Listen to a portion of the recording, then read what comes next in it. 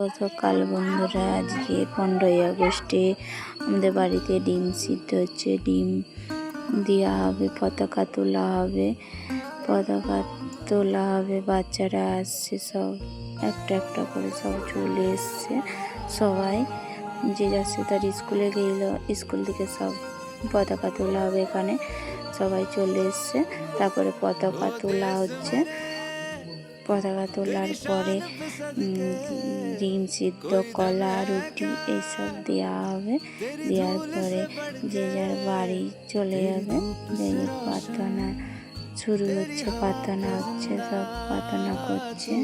বাচ্চারা সবাই চলে এসছে। তারপরে এখানে দেওয়া হচ্ছে ডিম, কলা, রুটি, তারপরে একটা করে বিস্কুট দেওয়া হচ্ছে। দিয়ে সব নিয়ে চলে এসে আমার ছেলেরা।